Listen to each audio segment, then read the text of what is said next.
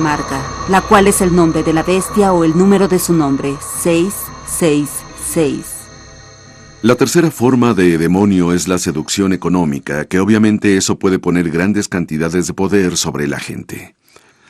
Si no estabas de acuerdo con Roma, podías comprar o vender. Algunos de los documentos oficiales de Roma decían que debía haber un lema inscrito necesario para hacer comercio en la antigüedad. El número de la bestia, 666. Estudiosos creen que es el valor numérico para el nombre de Nerón César en Grecia. Claramente es posible leer el Apocalipsis como la acusación al poder romano, o más profético como una evidencia de un anticristo venidero. Pero hay otras formas de interpretar estos textos. Creo que Apocalipsis puede entenderse como una presentación con el profundo símbolo del contraste entre bien y mal entre nosotros mismos. Esto es, esta clase de símbolos viven y preguntan cómo se relacionan el bien y el mal en nuestras propias actividades. Lo que nos dicen continuamente en la historia es que a la gente buena le pasan cosas malas, pero la fe dice que el bien triunfará finalmente. Pero nunca, aparentemente, sin las innumerables victorias del mal a lo largo del camino.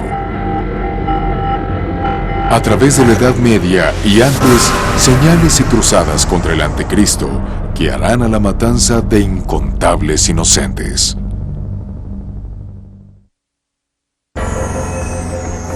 La palabra anticristo ha sido utilizada durante la historia para señalar a los presidentes y a las celebridades. Ha sido una realidad de llanto y clamor a la muerte. Una fuente de pasión por ambos, muerte y divinidad.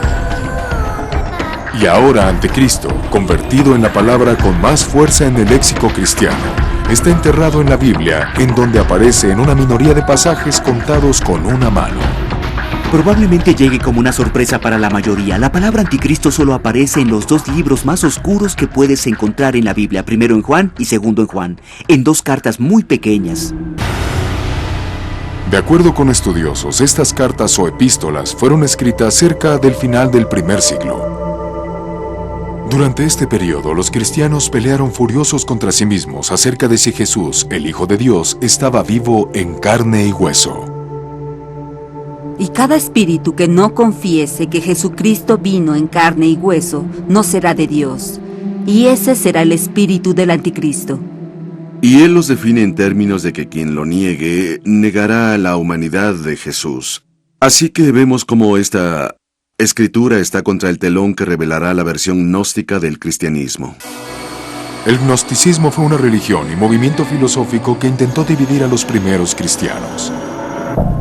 Las epístolas de Juan, manifestando a aquellos que no aceptaban a Jesús como Hijo de Dios y de alguna manera una figura humana, ha representado de cierta forma doctrinas falsas y representaciones de la figura del anticristo. Pero ¿puede ahora el anticristo mentalizar las epístolas de Juan, creando dentro de ellas un demonio absoluto de carne y hueso y un anticristo? Piensa en la figura que surge del anticristo con un gran magnetismo, el cual atrae textos desesperados y figuras para gradualmente unirse como una gran leyenda, la cual no está presente en las escrituras. Como cristianos llegaron a tener gran y enorme sentido de quién fue Jesús como Dios en la tierra. El contraste, que es el enemigo de la humanidad, también fue clarificado y reveló una clase de lado oscuro.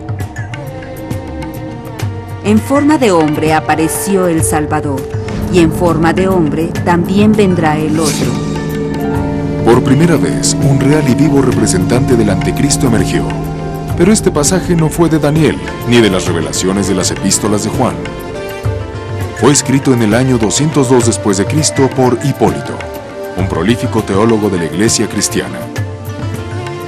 En su libro De Cristo y Anticristo, Hipólito expone ideas acerca del anticristo que predominaron a la Iglesia inicial, incluyendo una creencia que servirá como un pretexto para derramar sangre durante esos siglos. Que el anticristo, como el mismo Cristo, son de origen judío de la tribu hebrea de Dan. El hecho de que el anticristo sea judío y fuera aceptado por los judíos fue uno de los elementos centrales que se representó en muchas de las redadas y persecuciones de los judíos en la historia. Durante las cruzadas, el nombre del anticristo era invocado contra los musulmanes y judíos. Creo que el uso más destructivo de la leyenda del anticristo en el curso de la historia fue cuando los cristianos fueron identificados como traidores. Si no eran anticristo, por lo menos antecesores del anticristo, ejército del anticristo. Esto fue evidente en la persecución de los judíos. En especial, se hizo evidente en el conflicto entre cristianismo e islamismo. En la primera cruzada encabezada por el Papa Urban II en el año 1095, multitudes de campesinos, gente de las cruzadas, devastaron asentamientos judíos a lo largo del Rin. En la conquista de Jerusalén en el año 1099 hubo una gran venta de esclavos musulmanes y judíos en la ciudad. El elemento apocalíptico en las cruzadas se convirtió en algo muy importante.